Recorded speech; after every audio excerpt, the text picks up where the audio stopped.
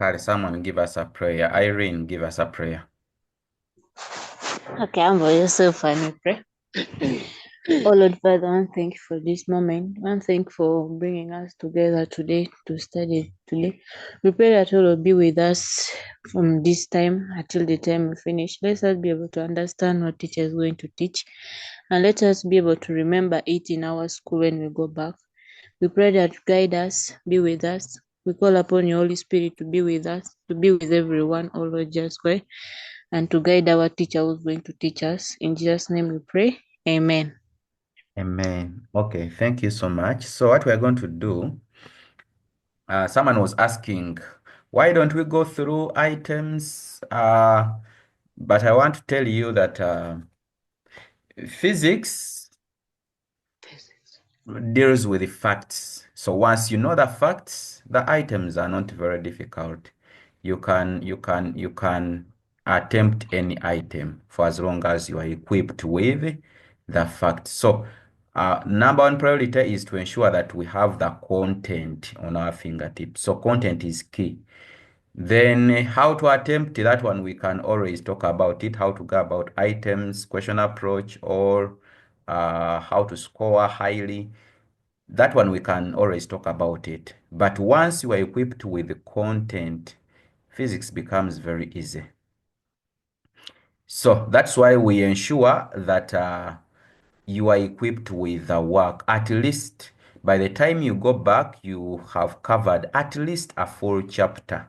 At least a full chapter. And that we've done it so far. We've covered the first chapter in senior 4. That is in cells. We looked at it. So we are going to do the second chapter. We are going to do the second chapter, which is also simply the extension of what we looked at in the first chapter. So we are in physics. Yes, someone is asking which topic. It's what I'm talking about, my friend. So we are going to look at the second chapter, and that second chapter is about the voltage, resistance, and current. That's the second chapter as far as our syllabus is concerned. I hope that is very fine. Let me check if I have a syllabus book here. We simply peruse through. Yeah, I have it here for physics, and particularly Introduction to Physics, Senior 4.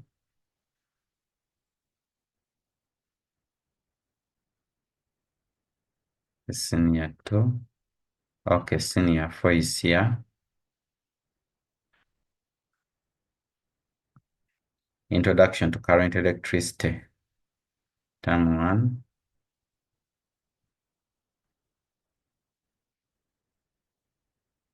Okay.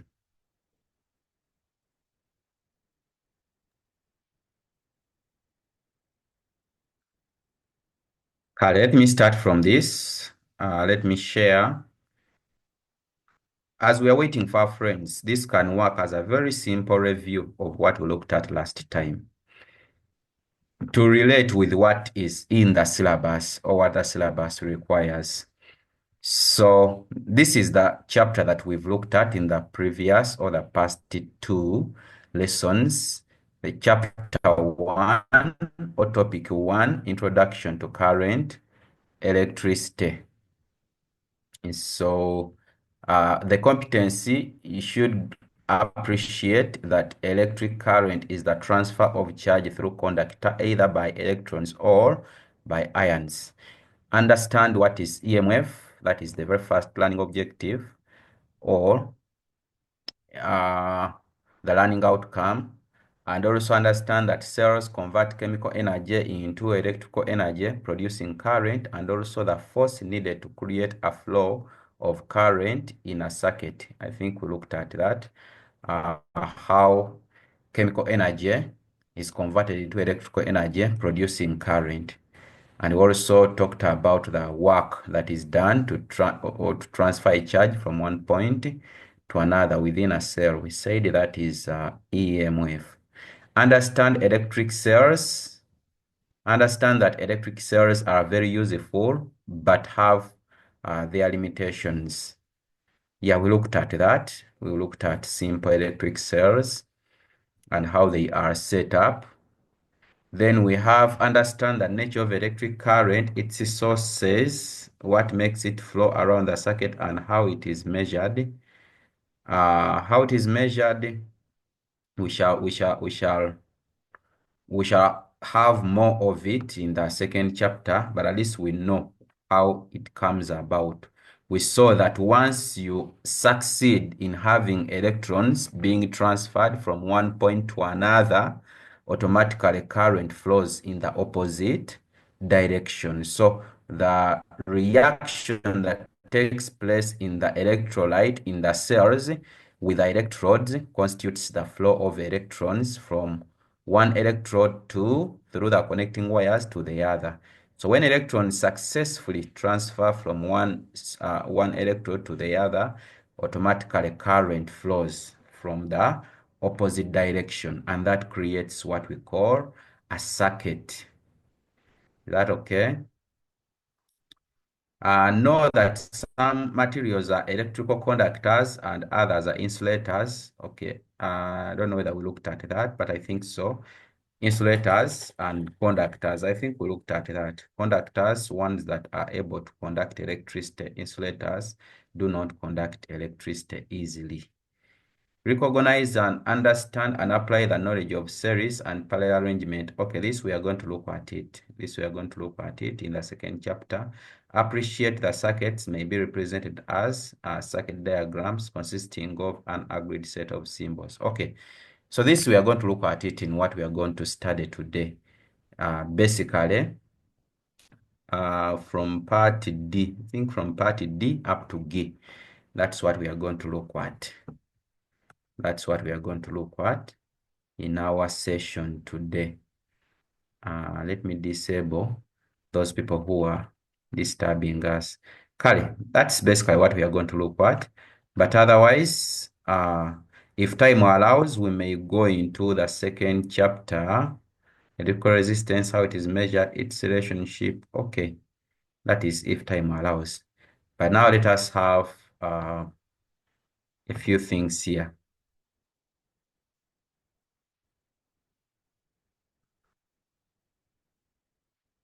So let me share again. Mm.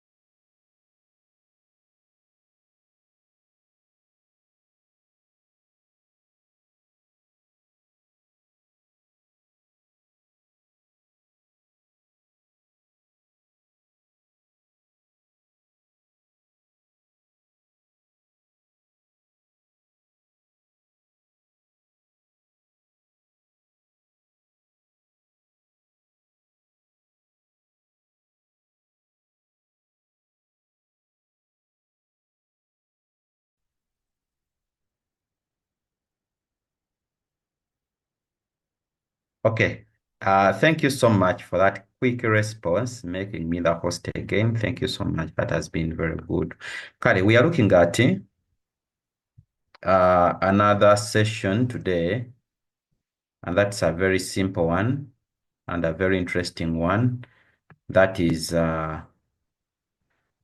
specifically current electricity. Now, we saw how electrons can be produced from chemical reaction and how electricity can be produced simply through chemical reaction or by transfer of electrons from one point to another. So that constitutes the flow of current electricity.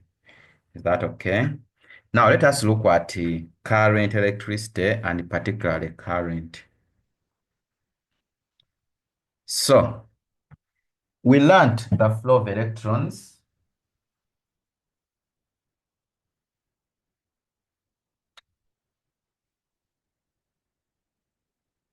And now I want to attach or connect it with current electricity, which we said the flow of charged particles from one point to another. These charged particles are electrons. So I'll draw some simple circuit here. If you have your circuit, that's a battery. Of course, we shall see this. We shall see these symbols,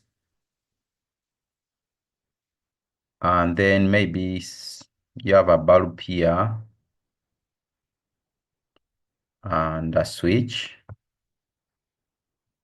Electrons travel from the negative terminal through the circuit to the positive terminal, and that creates current to flow from the positive terminal through the circuit to the negative terminal.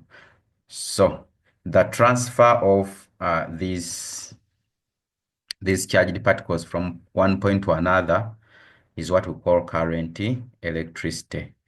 So we have here that electrical devices that use electricity are called electrical appliances. I hope you know that. Some sources of electricity include, or EMF include, batteries, we looked at them, generators, we looked at them, solar panels, or solar energy, windmills, and so on. There are very many, but for now I could simply mention those ones. Okay, so now let us look at an electric charge. And we are saying that it is the quantity of electricity that passes any point in a conductor.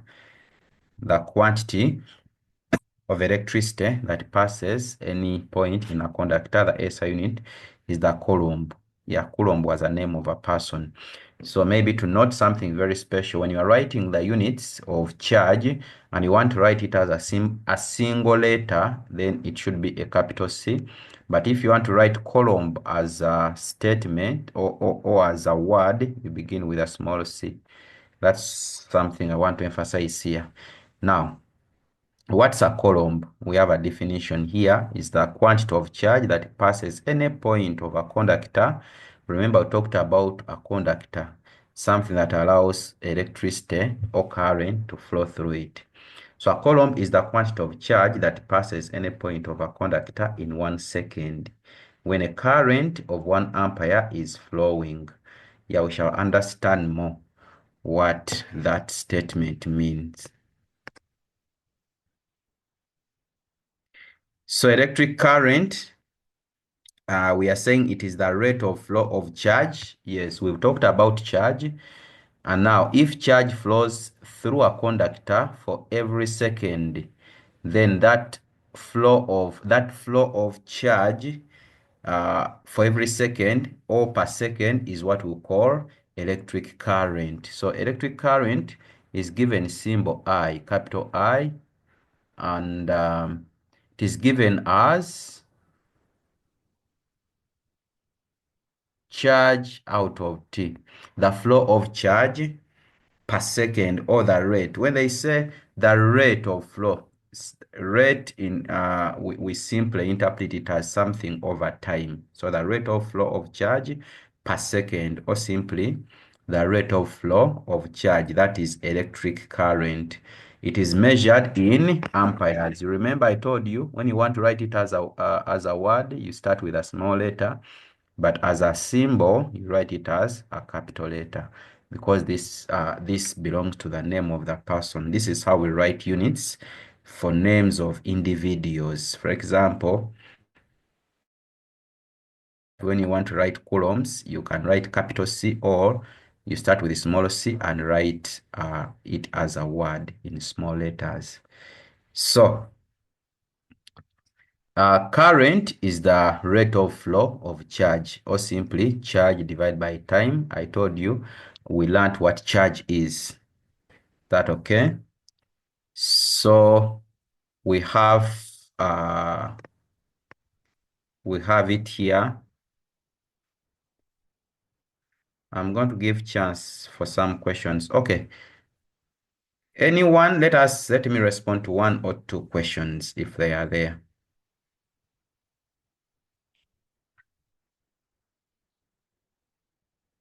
Yes, I'm seeing some hands.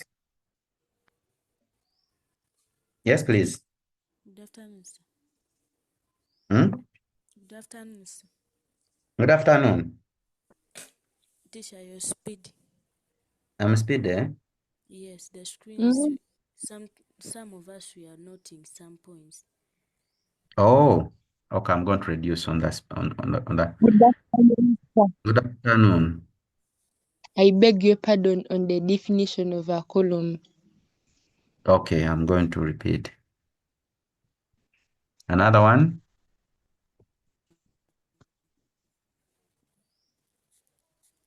Uh,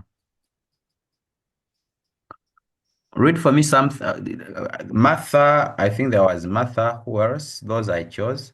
Read for me some responses from the chat if there is anything that requires attention. Yes, teacher. Hmm.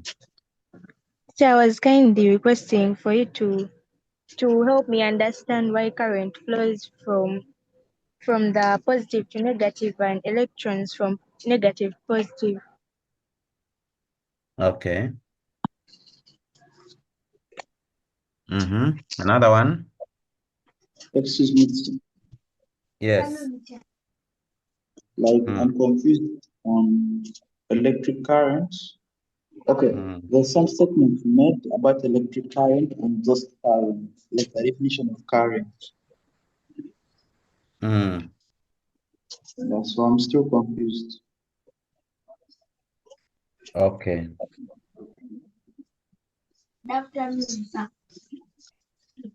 Yes. Good afternoon. You are the last one, and we continue for now.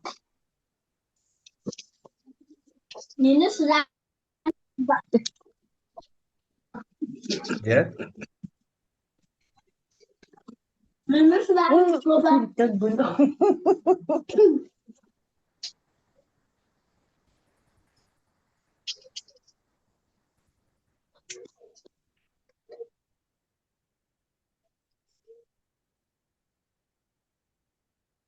Okay.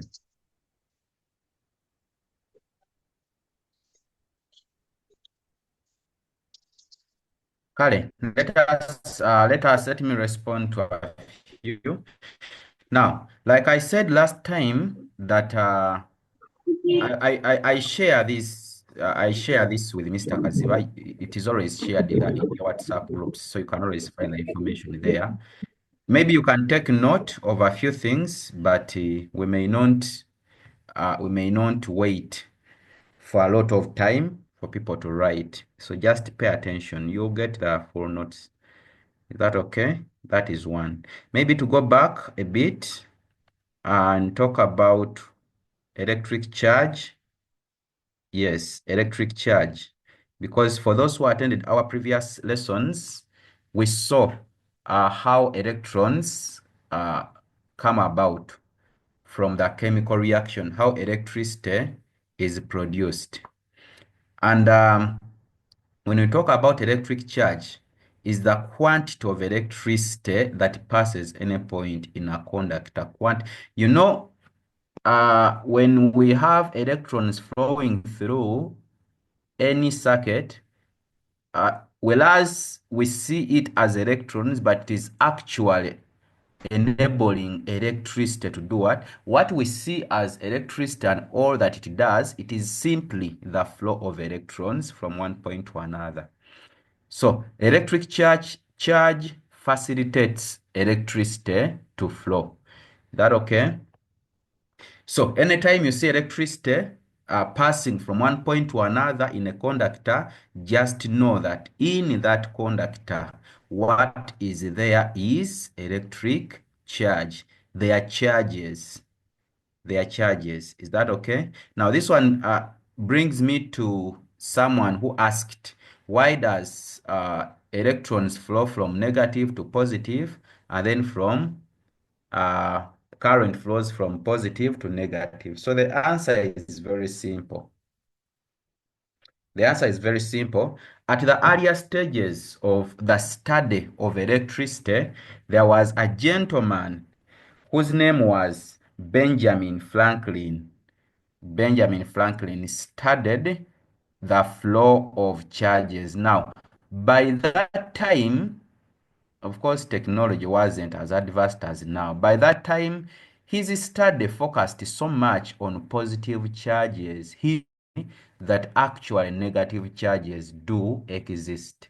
So for him, he interpreted what was coming from the positive terminal through the circuit to the negative terminal. He interpreted it as positive charge.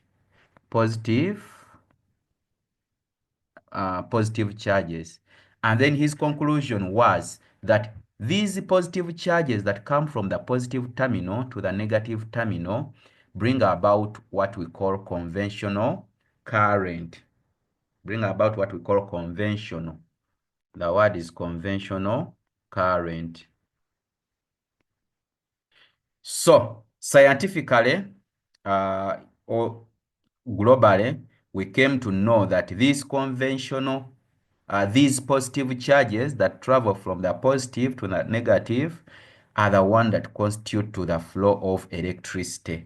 And therefore, we name them, we give them simple term, that is current. So current in that, I think it is around the 18th century, was based, according to the scientists then, was based on the flow of positive charges as per the experiments from the positive terminal of the battery to the negative terminal of the battery. However, when technology advanced a bit, they came to realize that from the negative terminal also come negative charges, and these negative charges are called electrons. These negative charges are called electrons. So the later advancements and the discovery of electrons brought it some other aspects. So these new scientists now believed that it is these electrons that travel from the negative terminal to the positive terminal that bring about the positive charges that Benjamin had talked about. So to settle the debate whether which one brings electricity, the idea became very simple, and they concluded that when electricity is flowing, both are true, that the negative charges come from the negative terminal, positive charges come from the positive terminal. Now the positive charges constitutes the convectional current, or simply the current.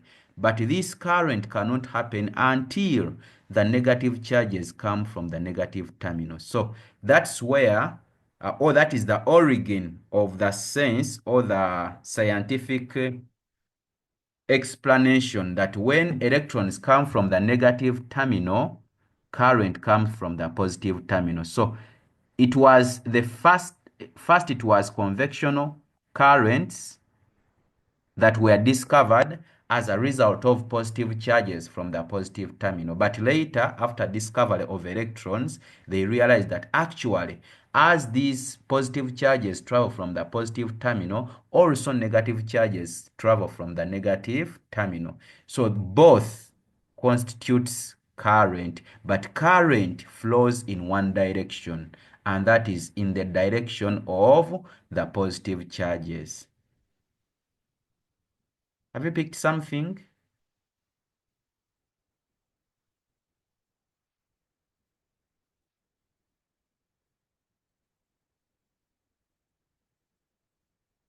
I hope you have picked something. But in simple terms, we simply say that for our case here, we simply keep it very simple. That electrons travel from the negative and current travel from the positive terminal, as simple as that.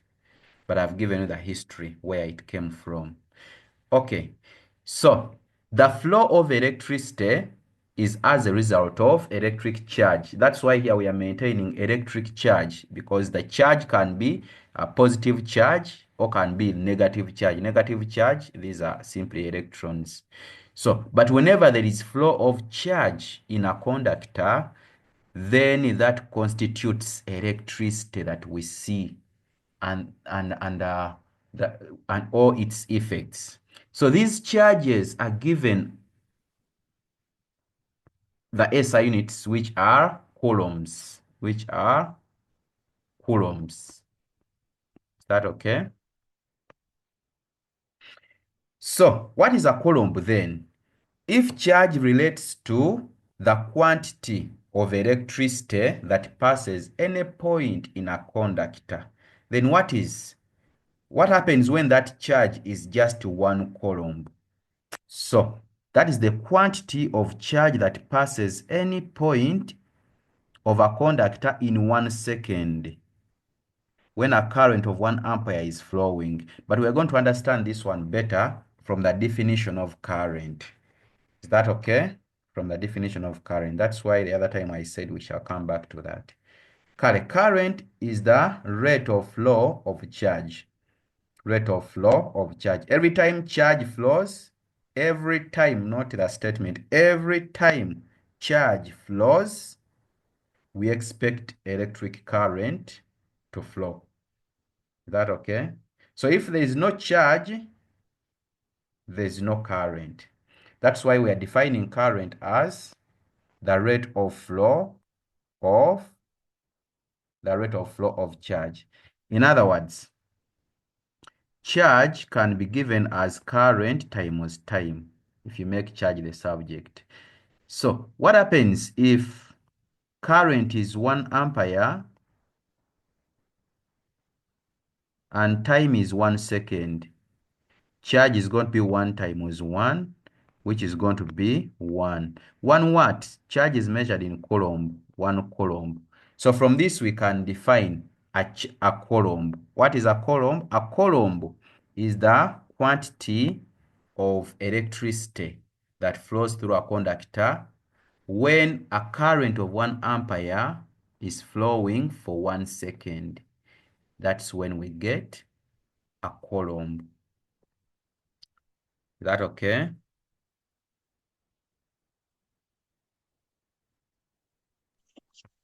Yes, sir. Yes. So, okay. So we are having a note here, much as we are saying current is charge out of time. The time must be in seconds. Charge is measured in coulomb, capital C. That means current can be measured in coulombs per second. These are also units of current, coulombs per second. Current is measured, but we simply have other units which are amperes, ampere, or simply capital A. Is that okay? So current is measured using an instrument called an ammeter. Yeah, an ammeter is one that measures the flow of current through a conductor. So what is an ampere? Now that we've seen that current is the rate of flow of charge, that is charge out of time. What happens if charge is 1 coulomb and time is 1 second? That means current is going to be 1 out of 1, which is 1 ampere.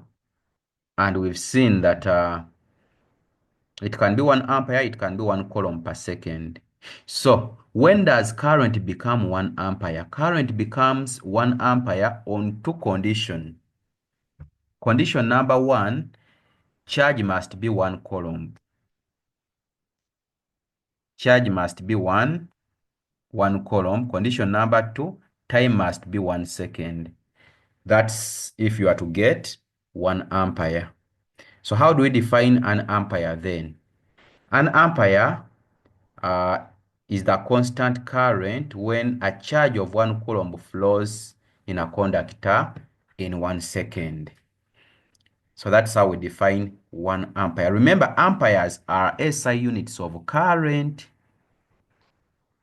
SI units of current. Is that okay? So other units may be milliamperes.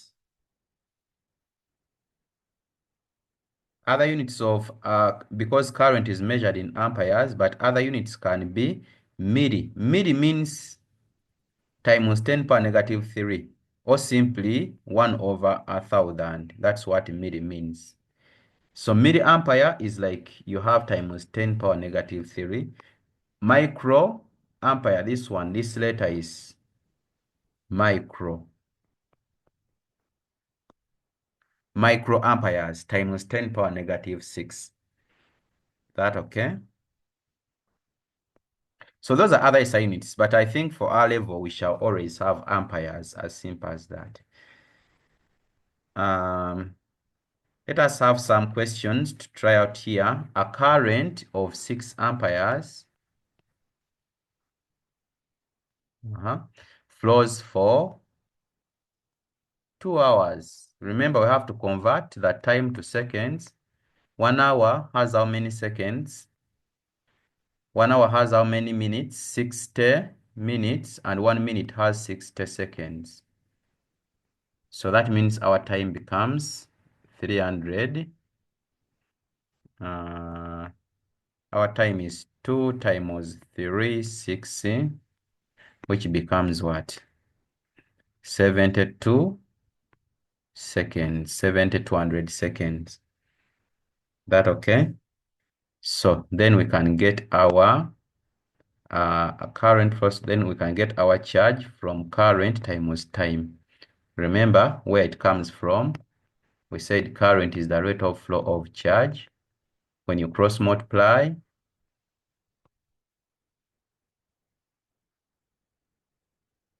charge becomes current times time. Current times time. So that's what we're using here. So just substitute the current, you have 6 ampere, and the time we have got 7,200. Then we get this as our answer. Charge is measured in what? In coulombs. Is that okay?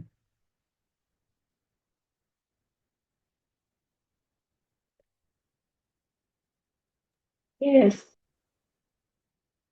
Example 2, a charge of, now here we have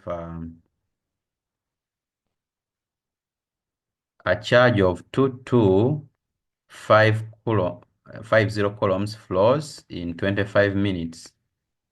I told you that the first thing we do is to convert the minutes to seconds, and 1 minute is 60 what? 1 minute is 60 seconds. So when you convert, what do you get?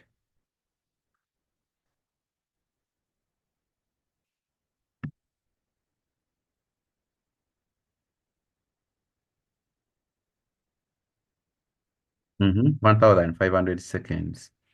That is the time. So the current here would be charge out of time. So our charge is in 2250, and the time is that one. And that's how we end up with that answer. that okay?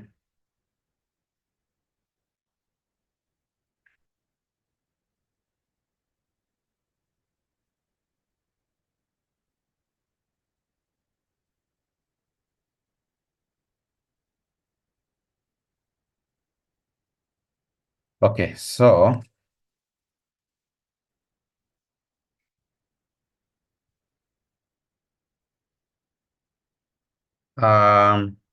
these are other examples.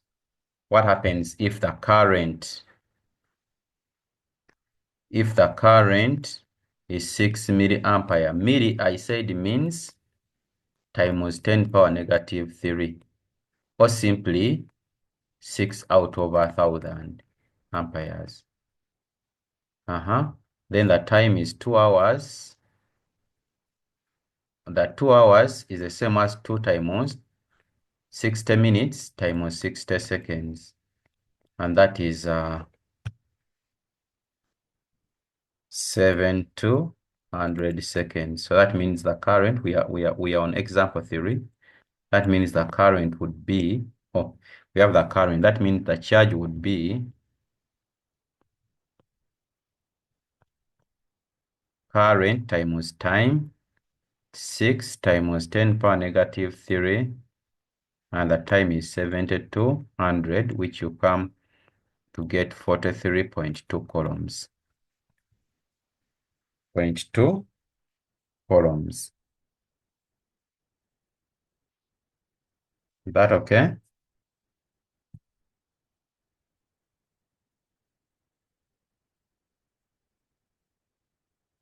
Yes? Yes, teacher. Here, you know, K stands for kilo. And you know kilo is 1,000. So if it is 20 kilocoulombs, that is 20 times 1,000 to convert it to coulombs, which is 20,000 coulombs. Time is already given in 60. To get current, you would simply say 20,000 divided by 60. Then this becomes your answer, your current in amperes. Okay. Potential difference, you remember we looked at this one in our previous chapters. We said that every time you have, say for example, the design of a battery is designed in such a way that one side is on a lower potential, another side is on a higher potential. The lower potential is the negative terminal. Thing's supposed to be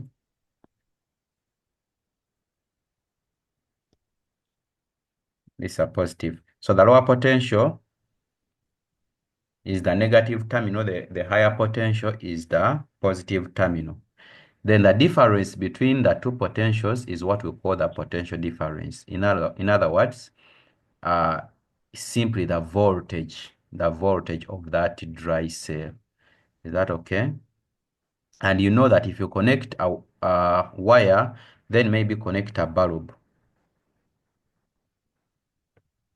If you connect a bulb like that, for this bulb to light, electrons have to flow through these connecting wires or through the circuit. And we said that every time electrons flow from the negative, positive charges or current flow from the positive terminal to the other side of the battery. So remember, energy is being consumed. Energy is being changed into light energy. So every time electrons are every time electrons flow, time comes when they are depleted from the cell. There are no more electrons to flow. At that point, we say that the electric cell has run out of voltage. Has run out of voltage. We looked at these ones. These are the disadvantages of these primary cells.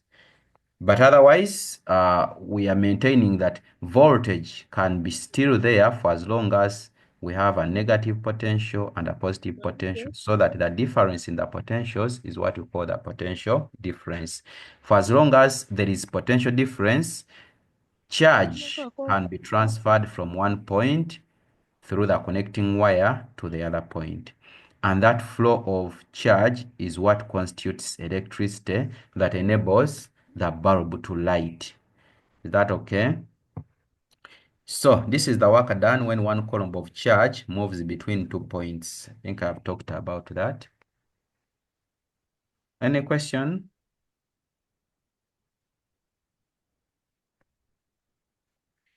So it is also called voltage. I talked about that. It is measured, potential difference is measured using a voltmeter. Kale, some two questions. Uh, I see some hands.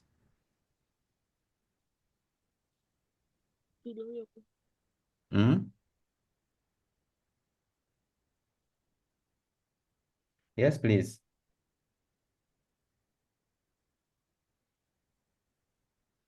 Good afternoon, teacher.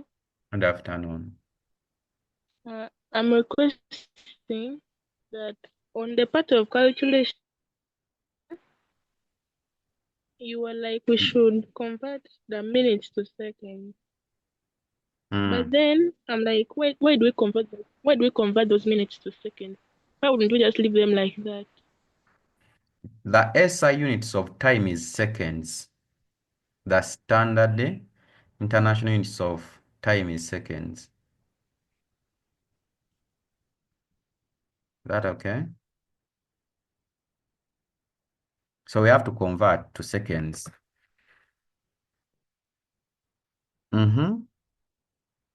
Another question? Kale, let us continue.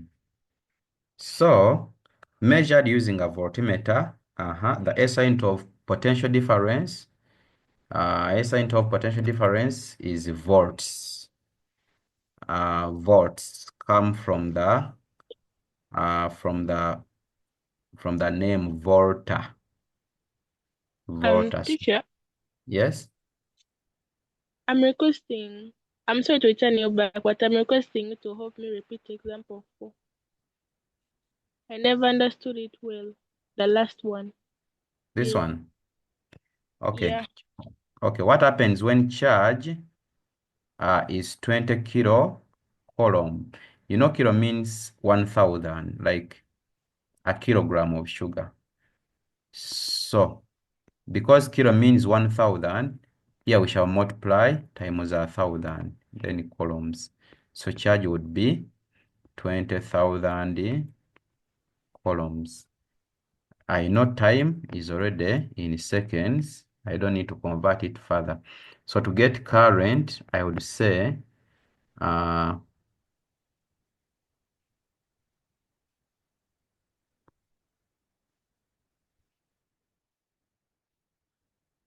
get current, which is the rate of flow of charge,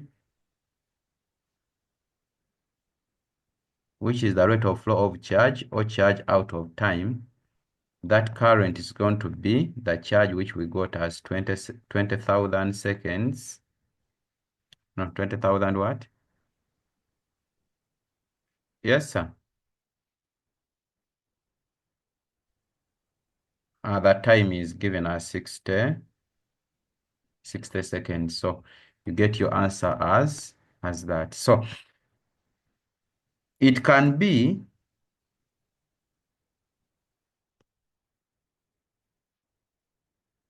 333.3 coulombs per second. That is fine.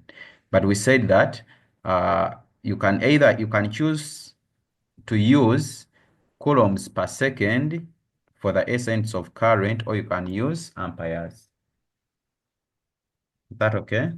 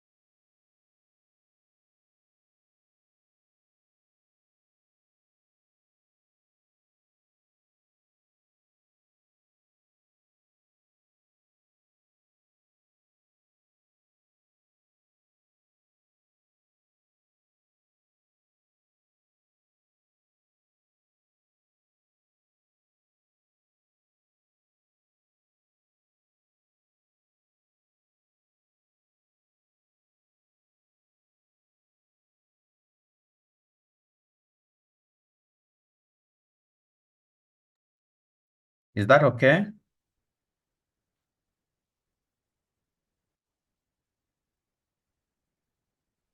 Okay, let us continue.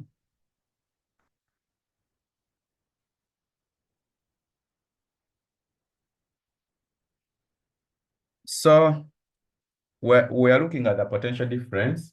That is 7. We are looking at the potential difference, yeah?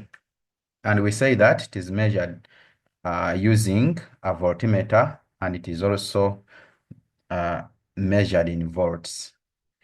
So we shall see, because but we shall see what its formula is later. But a 1 volt is a potential difference when 1 joule of work is done to move 1 coulomb of charge. Because we said potential difference is the work done when 1 coulomb of charge moves between 2 points. But now here we are specific. Instead of saying work done, then a volt is attached to just 1 joule. So we'll say work done when 1 joule of work is done to move 1 coulomb of charge. That is 1 volt, the definition.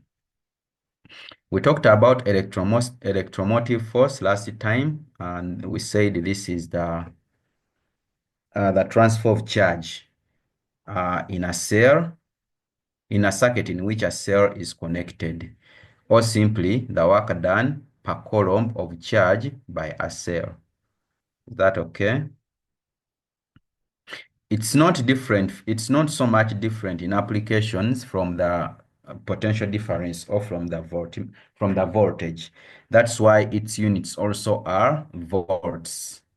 So we said a cell transfers, if I draw my simple circuit with a battery like that, and you know that we call these ones cells. These are connecting wires. Maybe I connect a bulb like that. We say this can be a negative, this can be a positive. Current flows from the positive towards the negative. We learned that. So if this is our bulb, so this cell transfers voltage. This cell transfers voltage, we talked about that. But now the cell itself constitutes that kind of voltage the cell constitutes. We can quote the EMF. For as long as we have the negative potential and the positive potential, the difference between the potentials is PD, but at the same time, the cell, okay, let me not confuse you on that. We shall see it later, the difference between that potential difference and the EMF. We shall look at it later. I might confuse you here. Let us simply say sources of EMF are cells, generators, and solar cells. But we say that EMF is not different from, is not so much different from potential difference. The slight difference, we shall see it later. Kale. Now we end, yes? Good afternoon. Is it possible to tell, like, when you're teaching us, is it possible to be asking us some questions, please? It's just Yes? an inquiry.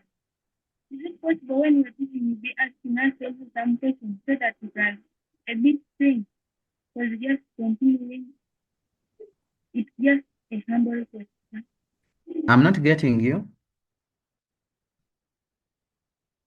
Yes, pardon, please. I'm like, is it possible when you're like teaching us, is it possible that you be asking us some questions so that you can also think and answer some questions you'll be asking us? Oh, yeah, just like we were doing last time. That's a very good one. That's a very good one. Thank you so much. Thank you. Thank you so much for that. Kale, because I know some people have looked at this one. Kale, I'll be asking, don't worry. I'll be asking. Thank you so much. Kale, so that is interactive. That's a good one. Okay, Good afternoon, sir. good afternoon. I'm asking, Hmm. I'm inquiring. You say that when we are writing the words, for instance, is it a column? We write the Hmm. unit as a capital C, then we write the word without the capital initial. Say that in most cases, these are names of the physicians. So Hmm. why is it that we can't use the capital initial first if they are the Mhm. names of the physicians? That's how in physics we decided to interpret it, not because, of course, I know that when I'm writing the name of a person in other ways, generally and formally, we always begin with the capital letters. But we chose in physics specifically to do it that way. When you want to write it as a unit. Now we're writing it as a unit, not a name, but a unit which is in form of a name. So we put Okay, sir, a thank you. condition. Hmm. Correct. So we are. I will also respond to the former previous person. She said that I keep it interactive, like we had it last time, which is very good. Kale, I thought that people have not yet covered up to this extent, but seems people have a lot to share, which I appreciate. Okay, so but that is our potential difference, and also the EMF of a cell. Electromotive force, the sources are the cells themselves, the generators, the solar cells. Okay, but all these things will come back in the later subtopics or subchapters, most especially the EMF and the potential difference, the voltage. They will come back. So electrical resistance.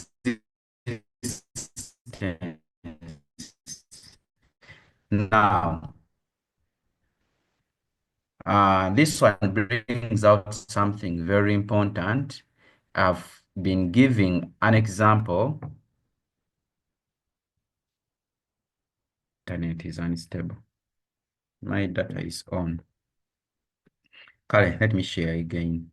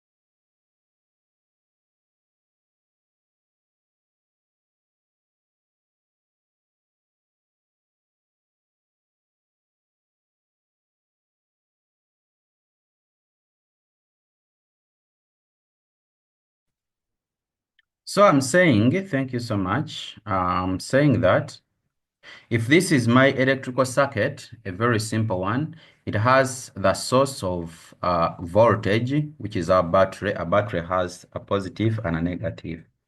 It has a source of voltage.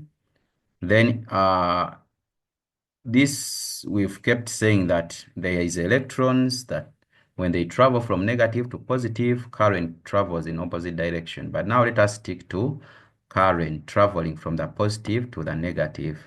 So when this current is flowing through the connecting wires, through the bulb, I'm talking about the bulb, but there can be anything that you can connect along this circuit that requires the consumption of electricity that is flowing.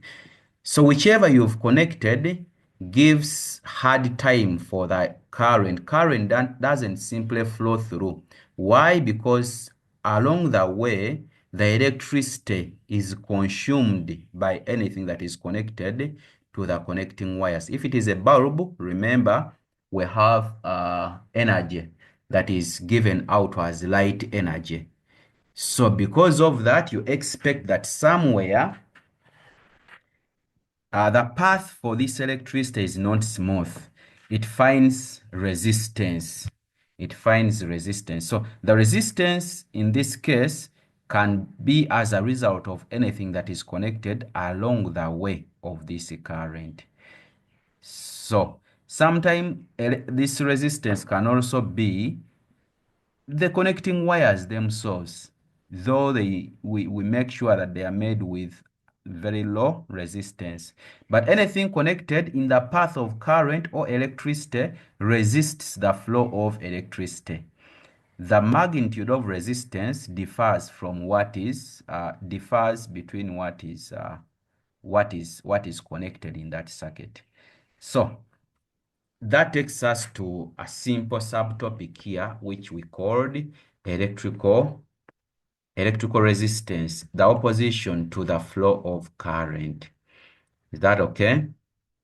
It is measured in ohms. Maybe, Kali, like someone requested an interaction.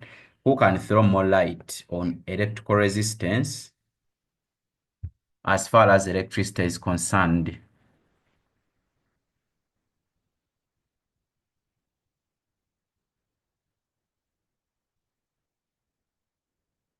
Yes?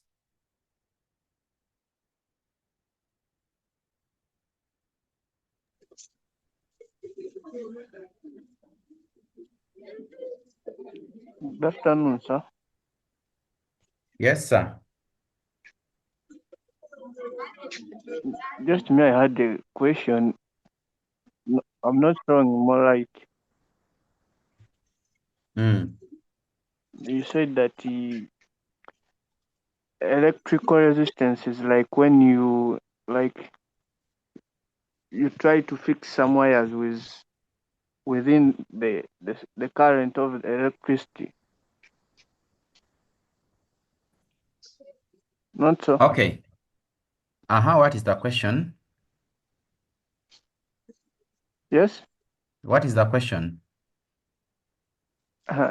Now,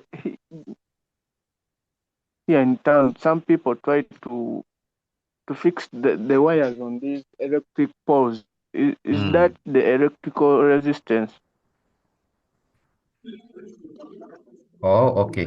Thank you. We are going to respond. Anyone to throw more light on electrical resistance?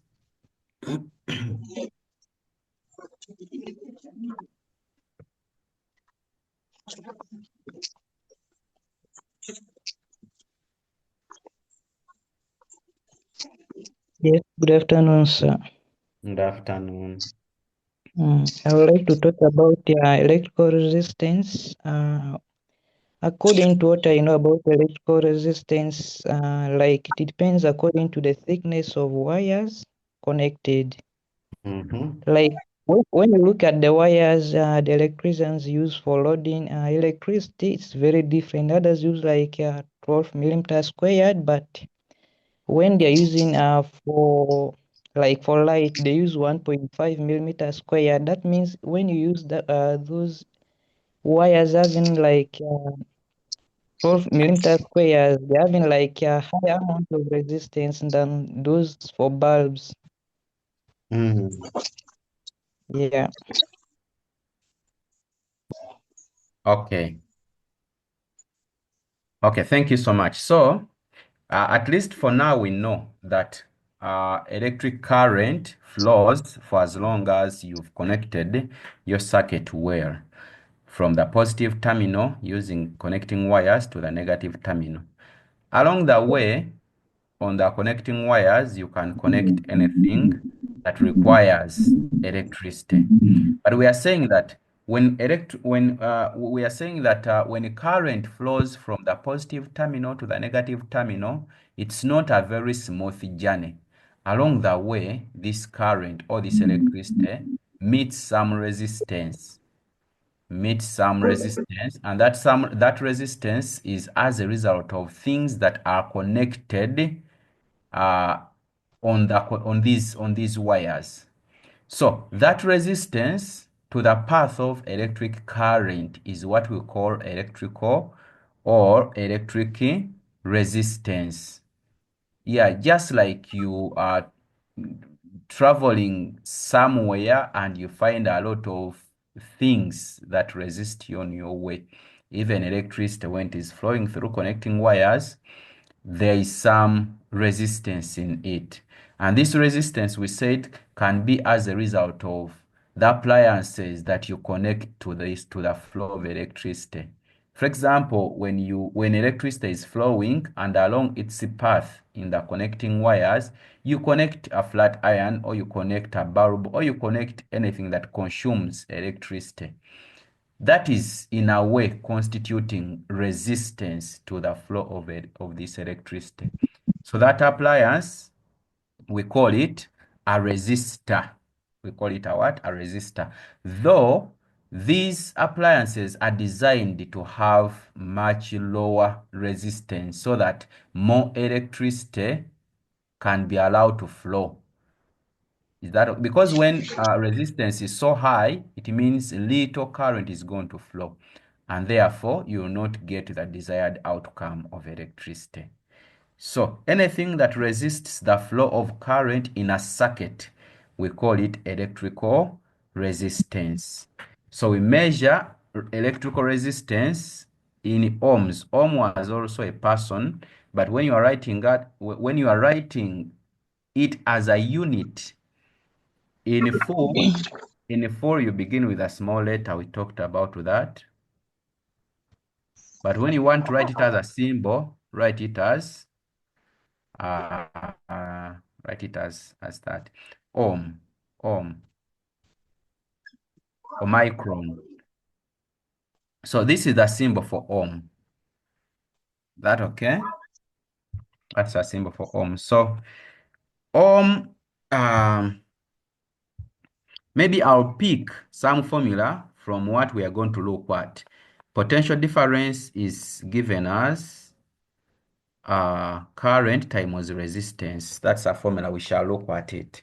Is that okay? So this formula, we are picking out the definition of ohm from this formula because we know that if I divide by I,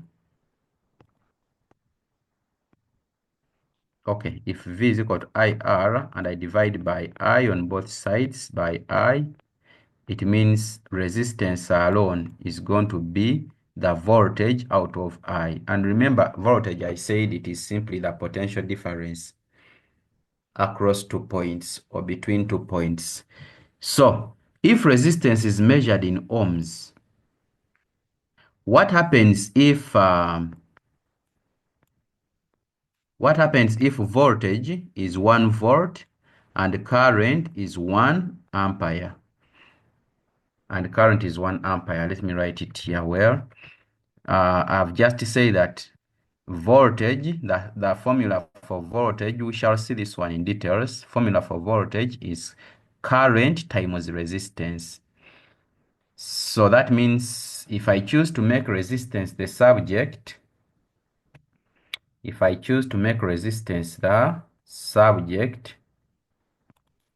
I'll divide by I, divide by I. That means the resistance is going to be voltage out of current. Remember, voltage is measured in volts, current is measured in amperes. Now, what happens if voltage is 1 volt and current is 1 ampere? Current is 1 ampere. That means your resistance is going to be 1 over 1 is 1. Is going to be 1 ohm. So what is 1 ohm?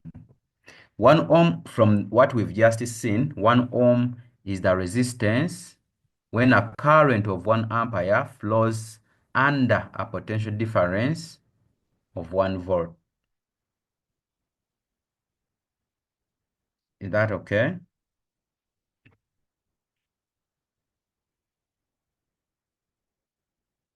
So this formula, we shall look at it more.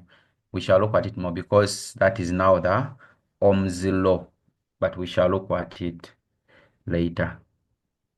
So we go to the internal resistance. Remember, a cell is connected like this. I always bring back this this circuit.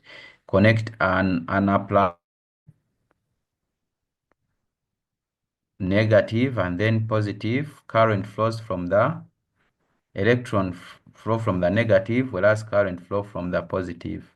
So between the ends, for example, if this point I call it point A, and the other side I call it point B, and this side is at the negative potential, the other side is at the positive potential, the difference is the potential difference. And also, the resistance is constituted by something that is applied. Something that is applied in the external or along the path of current through the wire. But now, there is something interesting that happens, that even within a cell itself, there can be resistance. Even within a cell itself, there can be resistance. And that resistance is called internal resistance. Internal resistance. The resistance to the flow of current within the cell. Within the what? Within the cell. So there is external resistance, which is as a result of the components that are connected to the connecting wires or to the flow of electricity. That constitutes external resistance. But also there is resistance inside the cell. Inside the what? Remember, when we are talking about cells, we talked about uh we talked about the local action factors that deplete cells. So these ones resist the flow of electrons or the flow of electricity within the cell. So that kind of resistance is called internal resistance, but we shall have more details of it. Now here we come with something very interesting. Anyone to say something about internal resistance before I continue?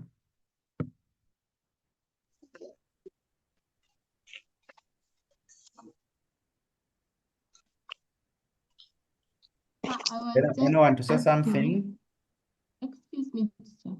Yes. I'm asking about the application of electric resistance. Okay, we are going to answer. Any other person?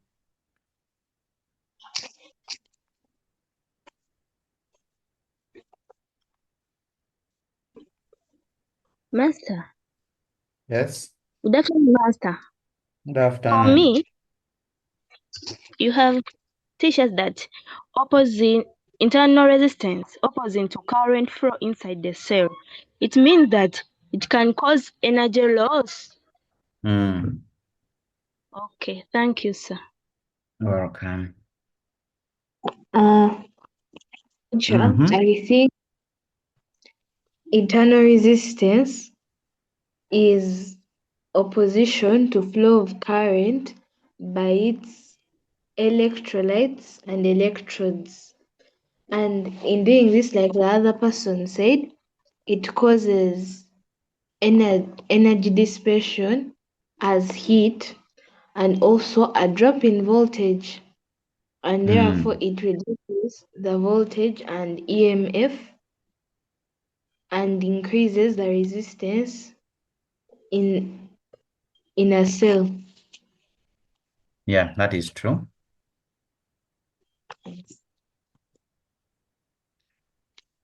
Okay, yeah, thank you so much. Someone asked applications of resistance. There are some cases where small current is required. So when you need small current, what you do, you put something that resists current so that the outcome is small. So there, resistor can be important if you want to, if your aim is to have as little current as possible, then along the circuit or along the connecting wires in the circuit, put something that resists the flow of current so that uh, the one that flows is the little current that you require. Is that okay? Karen, we shall see. Resistors have very many other applications, like we shall see. So, most especially in electronics. Now, what are the factors that affect resistance? We shall see later the symbols, like the symbol for a resistor is simply something like this. We a resistor, we denote it as like that.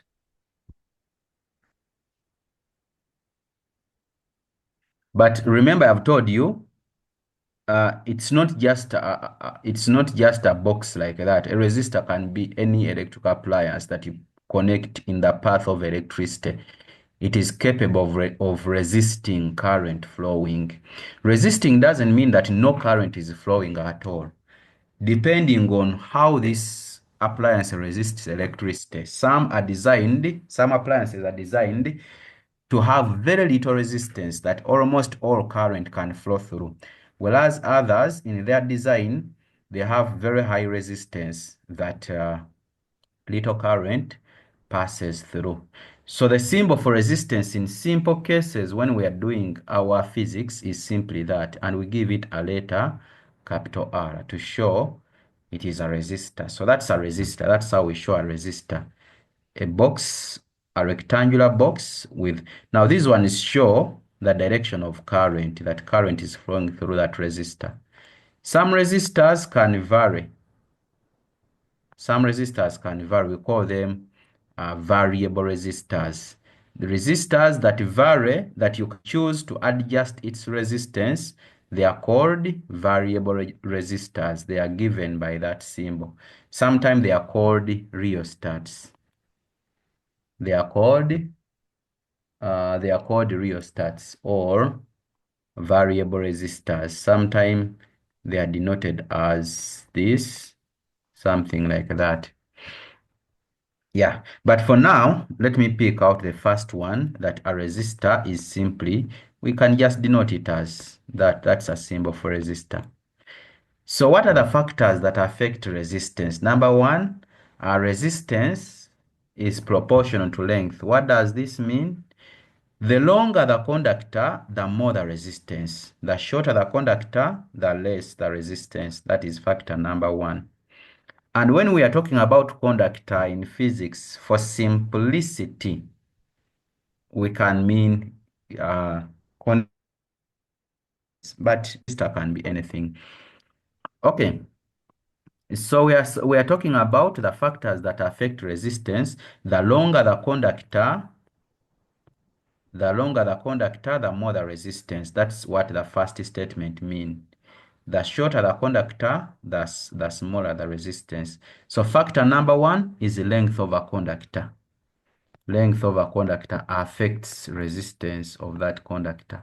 Factor number two is the cross-sectional area. Cross-sectional area. How big in a cross-section the conductor is.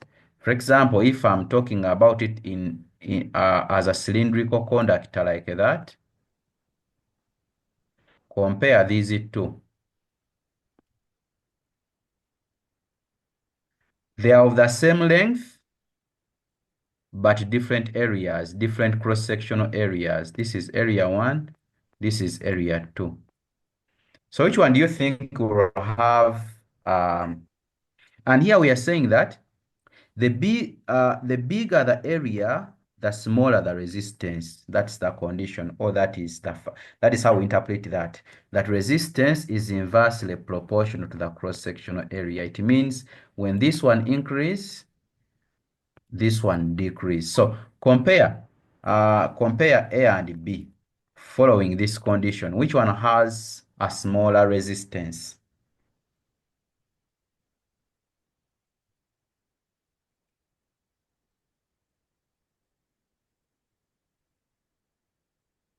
Yes?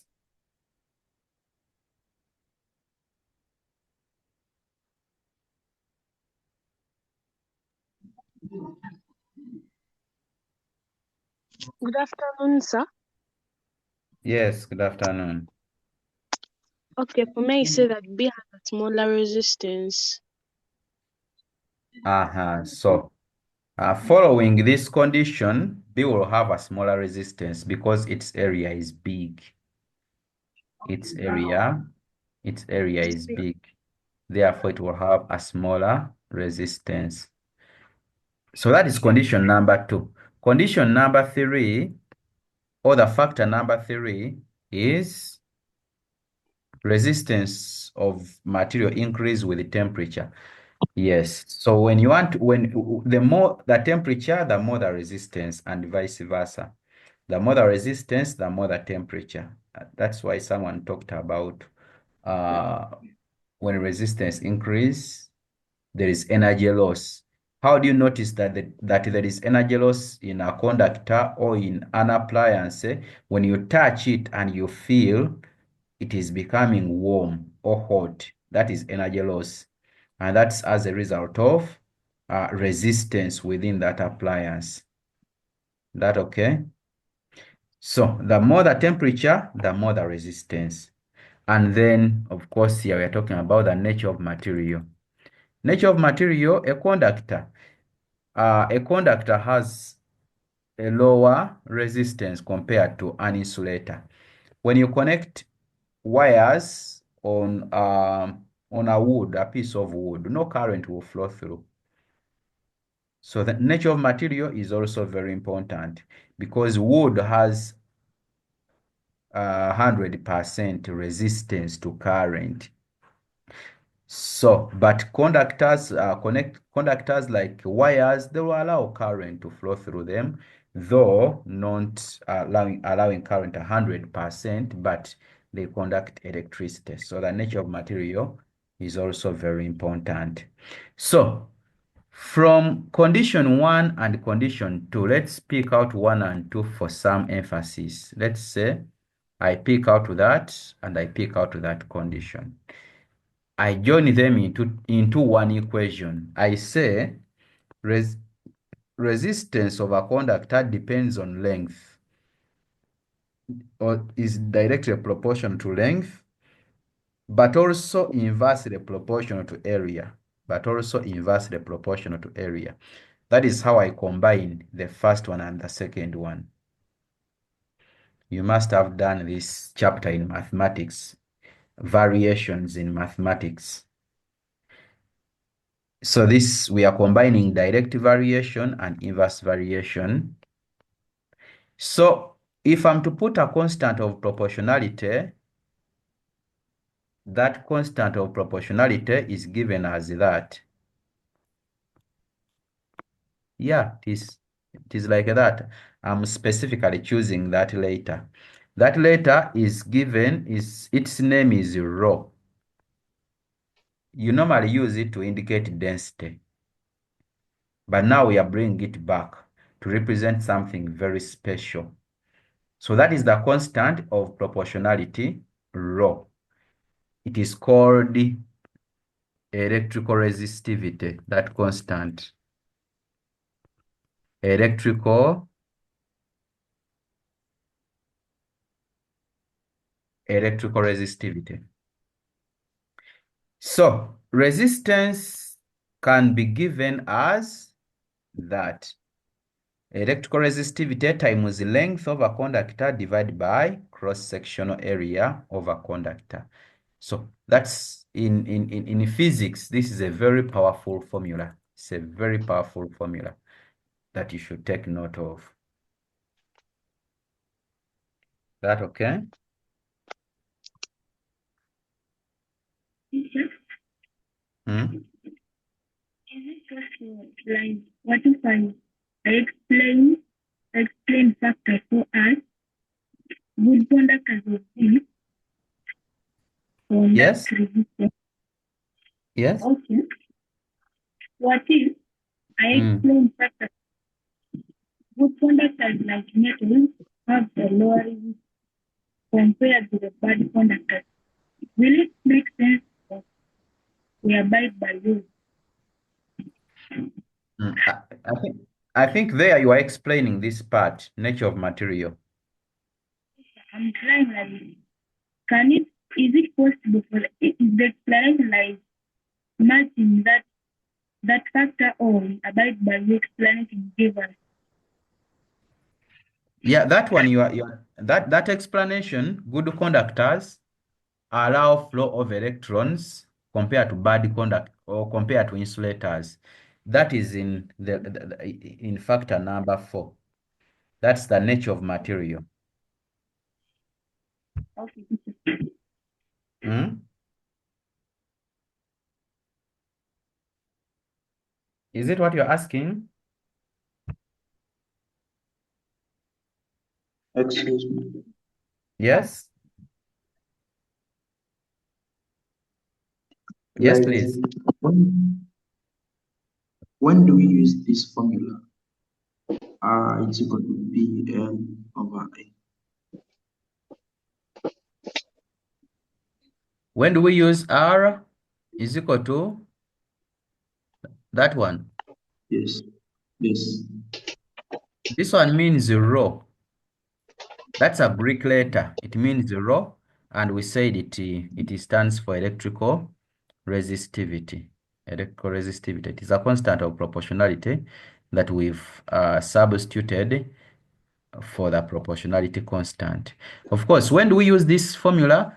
For example, when you are given the length, let's say 2 meters, and you are given the area, let's say 0.02 0.002 meters squared. This area is very big. Let me say 0.0002 meters squared. And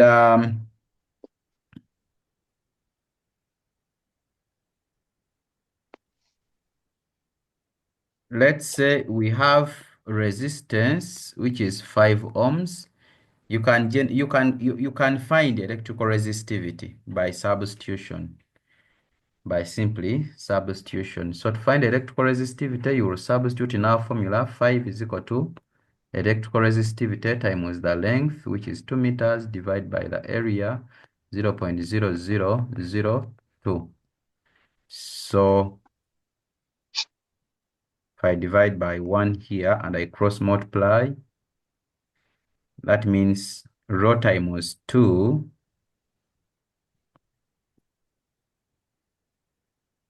that is 2 rho is equal to, that is 5 times 0.0002. So 2 rho equals, what answer do you get there?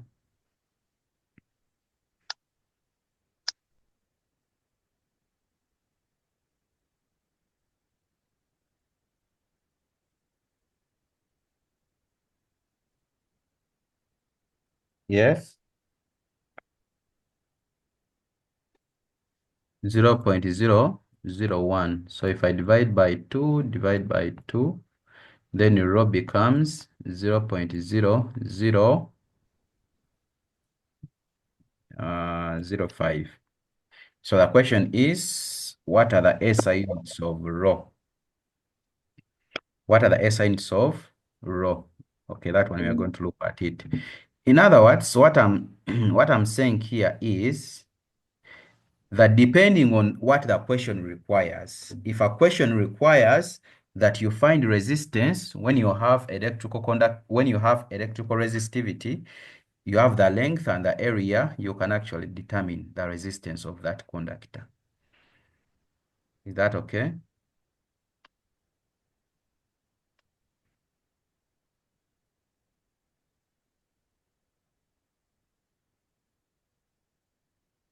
Yes. So the SI units of rho are ohm meter. Ohm meter. Those are the SI units of rho, electrical conductivity. Thank you. Mm. Thank you, teacher. Okay, so this is what we have, ohm meter. I think I've showed you where this one comes from. I've showed where it comes from, and I've said that it is simply combining the first factor and the second factor. Combine them into one equation. Say R is proportional to L, but inversely proportional to A. When you put the constant of proportionality, it becomes rho times A, where rho in this case is the constant of what?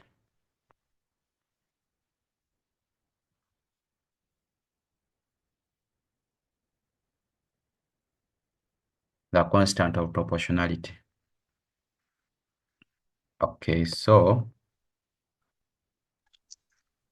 I can ask. Excuse me. Yes, please. So you've said resistance is proportional to length and inversely proportional to area. Okay. Thank you, sir. That's what I wanted to confirm. Okay, so maybe we can calculate this very fast. Tell me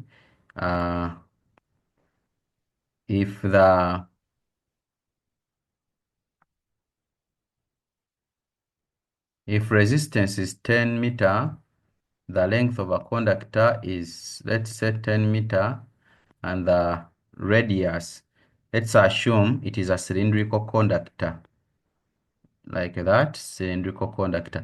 That's a piece of wire. However small they are cylindrical in nature. Let's consider that one. It has radius. Let's say it has radius 0. 0.2 millimeters. Can you calculate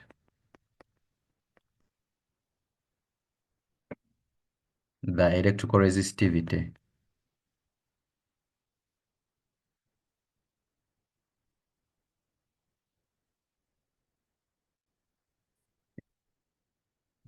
Work out that.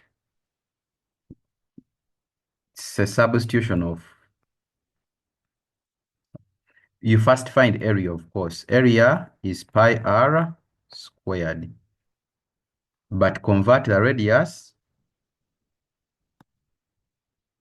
convert from millimeter to meters.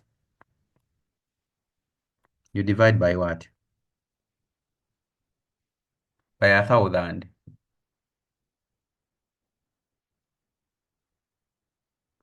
Not so. If you want to convert from millimeter to meters, you divide by 1,000.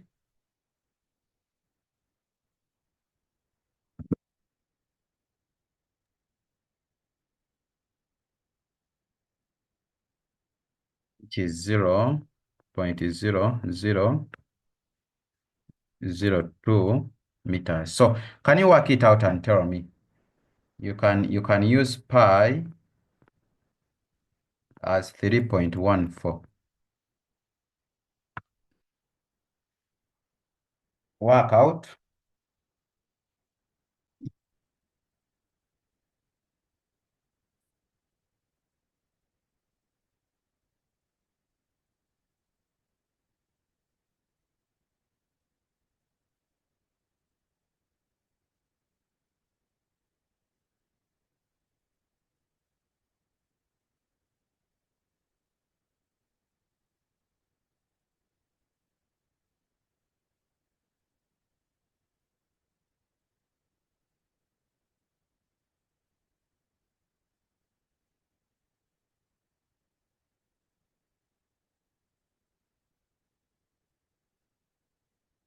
Yes, I'm giving you a few minutes.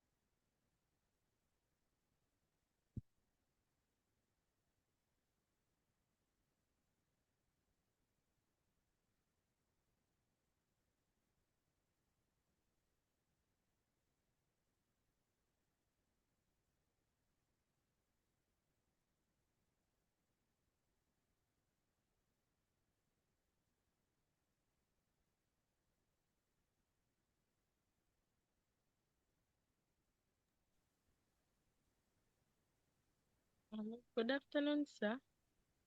Good afternoon. On the part of the part whereby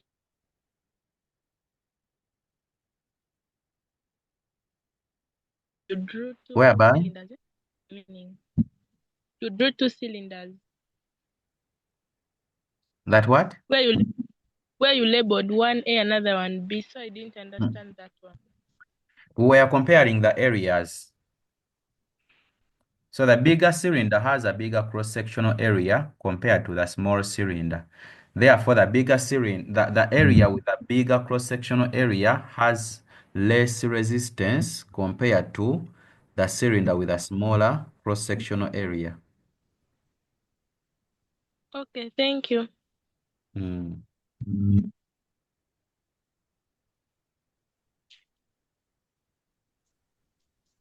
Excuse me, teacher.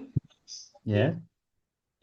I got 1.256 times 10 to power negative 7.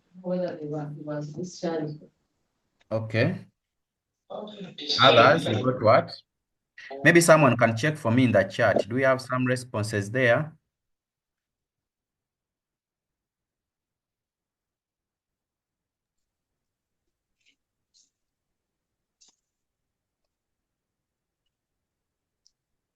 In the chat, they're the same answers.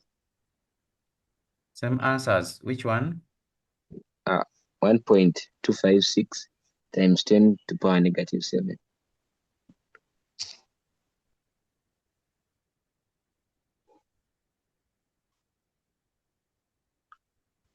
Okay.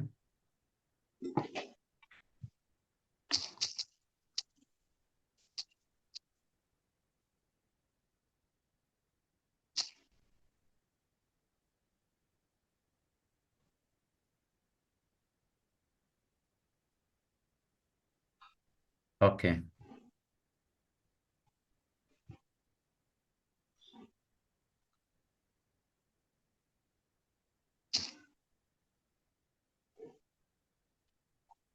Okay, so let us look at now electric circuits. When I talk about electric circuits, now you know uh, we are talking about the path followed by electric current. As electric current flows from the positive terminal to the negative terminal, it constitutes what we call an electric circuit. An electric circuit. So there is what we call an open circuit and there is what we call a closed circuit. Open circuit is when I have a cell.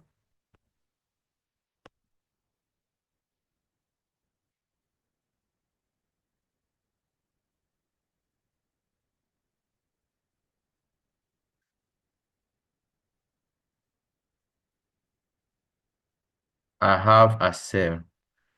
And then this cell, I just connect wires, but I don't connect them to anything. I just connect wires like that. Of course, I know this is a positive, this is negative. So the cell is not connected to anything. It is not supplying electricity to anything.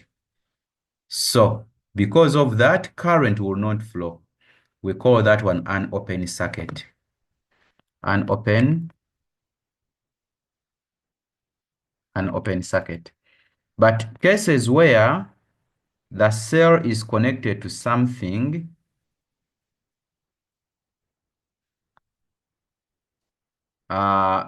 connecting wires are made to connect from one point, positive, to the negative. Current flows.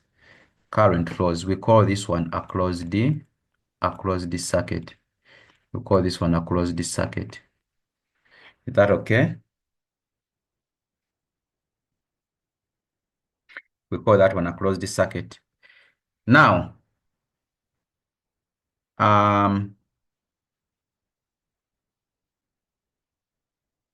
sometimes it's not advisable to connect this wire direct from the positive to the negative because you are allowing all the current from the positive to go through the negative.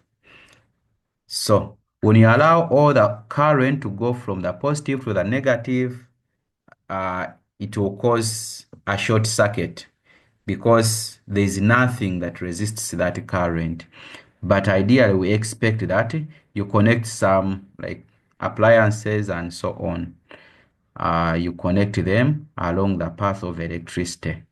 So short circuit is simply a low resistance path. Nothing at all is resisting current from flowing. Low resistance path that causes excessive current and may damage the circuit. We have different ways. For example,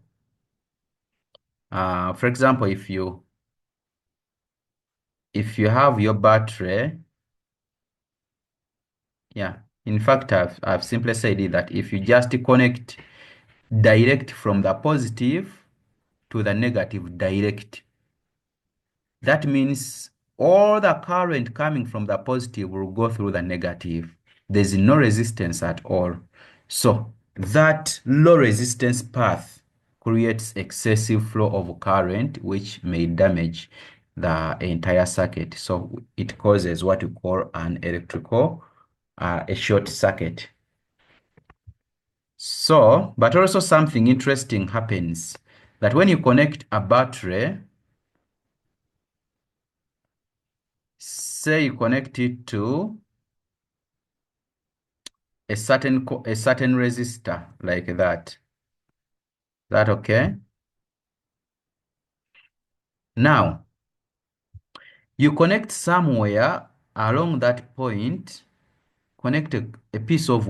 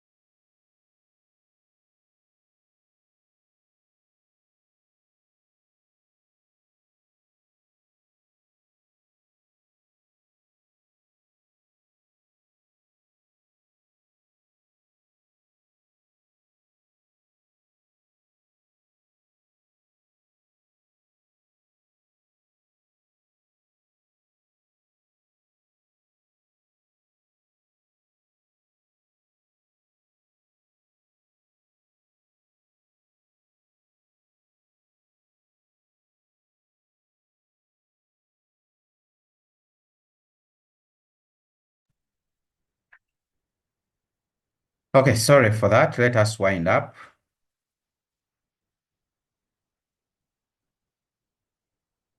Let us wind up. Let us wind up. We are looking at I have talked about the open circuit, no current flows. The closed circuit, current flows. I've talked about that. The electric circuit, path followed by. Okay, I talked about that. A short circuit, I've also talked about that. It occurs when 2 points in a circuit are directly connected, causing a large current, which may damage the circuit. Because I've said, when you connect it directly, the positive and the negative terminal of the cell, you are causing electricity to flow in a path of very low resistance simply through the connecting wires. That can damage the circuit, causing a short circuit. Electrical symbols. So these symbols we can look at them. These symbols we can look at them. The ones that we use in electricity. We have okay. Where did I put them? I had these symbols somewhere. Okay, I can just draw them. A cell, we said simply the symbol of a cell is like that. That's a cell. A battery. Now, a battery or an accumulator, it's a combination of more than one cell. They can be 2 or they can be 3. For example, these are 3. Then a switch, its symbol is that. A lamp can be like that. Standard resistor, I said, its symbol can be like that. Variable resistor, I talked about it, its symbol can be like that. Ammeter, yeah, ammeter is simply that. Voltmeter, its symbol is simply that. Galvanometer, its symbol is simply that. Or sometimes we use a line pointing like that to show galvanometer. Capacitor, okay, these are not familiar with you, but capacitor, there are 2 parallel lines of equal length. That's a symbol of capacitor. A diode, this one we shall look at it. Its symbol is like that. That's a diode. Alternating current, its symbol is like that. Connected wires, symbol like that. Disconnected wires, that is the symbol. So for those who are taking note, you can just note them. Those are the symbols. When you see them somewhere or when we are discussing them, you will know that if I see this symbol, it means wires crossing each other. If I see this symbol, it means wires connected. If I see this symbol, it means alternating current. If I see this symbol, it means a diode. If I see this symbol, it means capacitor. If I see this symbol, it means galvanometer, voltmeter, ammeter, rheostat, standard resistor, and so on. Is that okay?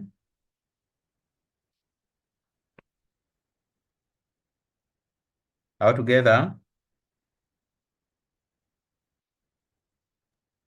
Yes.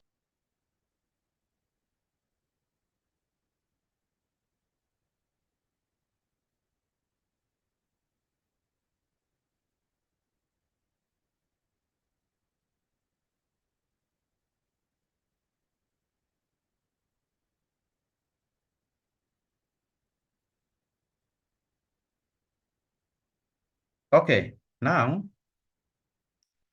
let's talk about Ohm's law. The word ohm is not new. We've talked about it. It's the symbol for resistance. Now, I talked about this one earlier, and I told you that we shall look at it in details. Now, an experiment is, or can be carried out to vary current flowing through a conductor with the voltage across the ends of the conductor. And when that experiment is carried out, results show that every time current increase or every time resistance increase, every time voltage increase, current also increase. Every time resistance increase, current also increase. And that came up with a conclusion that when you plot a graph, it is a straight line graph like that. It is a straight line graph. And this straight line graph shows that voltage and current are directly proportional to each other. That statement is what we call Ohm's law. It states that the flow of current in a conductor is proportional to the potential difference across the ends of a conductor, provided temperature and other physical conditions are kept constant. Do you remember the factors that affect resistance? Someone remind me. Thickness of wire, Yes? cross-section area, temperature, nature of the conductor. So we talked about temperature, cross-sectional area, nature of the conductor, and the length of a conductor.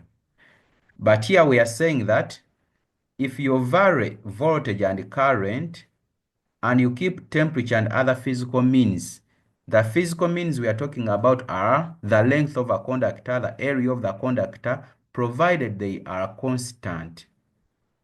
The result for current and voltage will be the more the current, the more the voltage, or the more the voltage, the more the current. So the physical condition in this statement are cross-sectional area of the conductor and the length of a conductor. Those are the physical conditions. So when we keep those conditions constant, then voltage and current will be varying proportional to each other. So what we do is voltage is proportional to current. If I'm to put a constant of proportionality, in this case, that constant of proportionality is the length, is the resistance. So that's how we came up with this formula. It came up from an experiment of varying current and voltage. And when they came up with a slope, you know how we find a slope? That slope is the resistance of that conductor. The value of the slope is the resistance of that conductor. So these two formulas are the same. It is simply rearranging the order. Instead of starting with R, I start with I, R. So this is the mathematical representation of Ohm's law. Mathematical representation of Ohm's law. So Ohm's law states that the current flowing through a metallic conductor is directly proportional to the potential difference across its ends, provided temperature and other physical conditions remain constant. And this experiment is, for those who have not started practicals, and I know majority, if not all, you haven't started on electricity practicals. This is the main practical in electricity. You will have to look at it, how to verify Ohm's law. How to verify Ohm's law. You will have to do this experiment. You will have to do this experiment. You'll have to do an experiment in which a circuit is connected as, let me see. Yeah, you'll have to do an experiment like this one, in which you have a cell. I hope you know the symbols now. You have a switch, a cell, an ammeter, a resistor, and a voltmeter, and a rheostat. The use of a rheostat in this case is to vary the current flowing. Either you want more current or less current, you adjust the rheostat. How does it look like? Physically, you will see it in your laboratory. A resistor, they will also show you how resistors look like. So when you go back to school, these are things that you're supposed to ask your lab technician or physics teachers. We want to see how a physics resistor looks like. For us, we have a simple one in laboratories. We want to see how a rheostat looks like and how it varies electricity. So when we are connecting a voltmeter, not something as I'm winding up, ammeter is always connected in line with the battery, you see, in line with the battery. But when it comes to a voltmeter, it is connected such that, of course, I don't want to use the terms that we have not yet looked at yet, but this is how we connect a voltmeter across a resistor. We don't connect it like the ammeter in the same line, no, but we connect it like that. So every time you vary, if this is my table, every time the rheostat is adjusted, this one, you have values of current I and values of voltmeter V. So every time you adjust the rheostat, the value for current changes and also the reading on the voltmeter also changes. When you vary this one, the reading on the ammeter change, even this one change. So you keep changing the reading on the ammeter as you take note of the reading on the voltmeter. So after that, you plot your graph of current against what? Against voltage. So when you plot it, you'll come up with a straight line graph like that.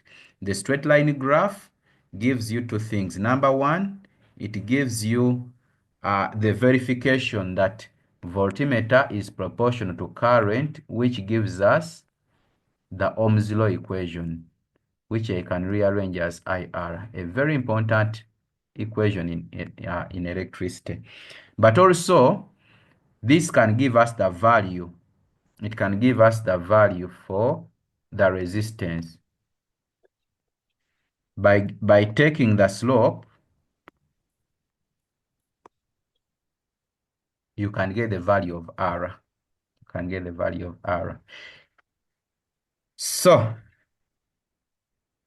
I think just a few questions here for application of Ohm's law, and we stop there. Ohm's law, as a statement, we said, Ohm's law, as a statement, we said the current flowing through a metallic conductor is directly proportional to the potential difference across its ends, provided temperature and other physical conditions are kept constant. But mathematical expression of Ohm's law is that applications, if V is equal to IR, if R is equal to 10 ohms and I is equal to 2 amperes, just substitute. V is equal to I is 2 times R, which is 10, so V becomes 20 volts. Here we are given V and R. Still we can find I. V is equal to IR, V is 4, R is 2. So therefore 4 is equal to 2I. I divide by 2, I becomes 2 ampere, and so on and so forth. Kali, I request to stop here. The rest we shall see when God allows. I encourage you, this is a PowerPoint presentation, but I know your teachers will give you more and more detailed notes. Is that okay? But you have a hint, you can begin from there. Can someone give us a closing prayer?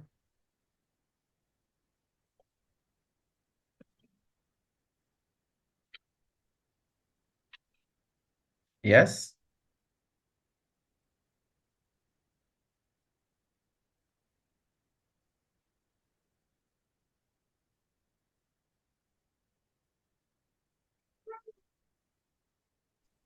Yes, who is Okay, giving? members, let's humble ourselves. Almighty Father, thank you so much for the gift of life you've given unto us. Thank you so much for the provision. Thank you so much for the favor, for the care, and everything. Would like to pray that as we have come to the end of this lesson, may you give us knowledge, wisdom, understanding. We'd like to ask for your Holy Spirit to give us remembrance in each and everything that we have learned, and may we also get to understand beyond in each and everything that we have failed to understand. Enable us to remember and to understand more when we are at school and apply it instead. In Jesus' name Amen. Kari, thank you so much. we have prayed and believed. Amen. Amen. Thank you so much. Have a blessed evening.